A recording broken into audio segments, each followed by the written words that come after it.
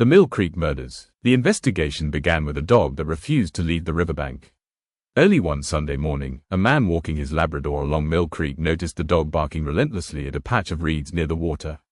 No matter how many times he called it back, the dog returned to the same spot. When the man walked over, he noticed a strong metallic smell. He called 911. Police arrived expecting to recover the body of someone who had drowned. Instead, they uncovered the remains of a woman wrapped in a tarp and partially concealed beneath rocks along the creek.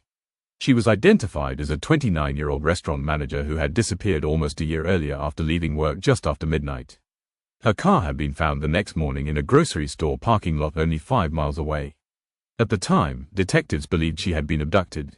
Now they knew she had been murdered. As investigators searched farther along the creek, cadaver dogs alerted again. This time they uncovered another victim. Then another. By the end of the week, 6 bodies had been recovered from different locations along nearly 2 miles of shoreline.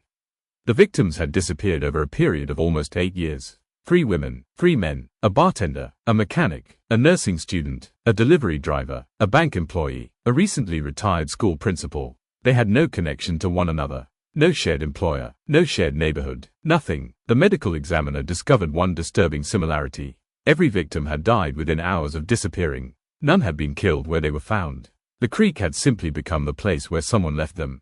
Detectives built a timeline covering nearly a decade. Thousands of witness interviews followed. Hundreds of tips poured in. Everyone ended the same way. Nowhere. Then a crime analyst noticed something almost invisible. Every victim had made a purchase within 30 minutes of disappearing. Not at the same business, but using the same payment terminal company. It seemed meaningless until investigators mapped the locations. Each business sat along the same 12-mile stretch of State Route 44.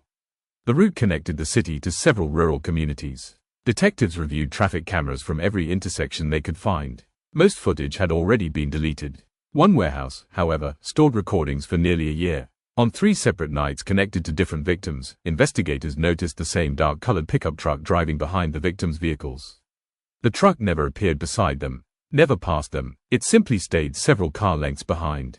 Always. The image was too grainy to identify a license plate. Police released it anyway. Thousands of people called with possible sightings. Farmers, truck drivers, delivery companies. Every lead was investigated. None produced a suspect. Months later, another discovery shook the investigation. After unusually heavy rain, floodwaters exposed a 7th body nearly a mile downstream from the original search area. The victim had disappeared 6 years earlier.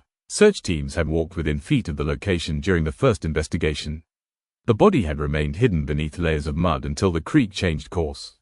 Detectives returned to search the banks once again. They recovered clothing, jewelry, a wallet, several personal items belonging to known victims. But nothing pointing to the killer. No fingerprints, no usable DNA, no murder weapon. The case slowly grew cold. Years passed. The task force shrank. The evidence room filled with maps, photographs, and thousands of pages of interviews.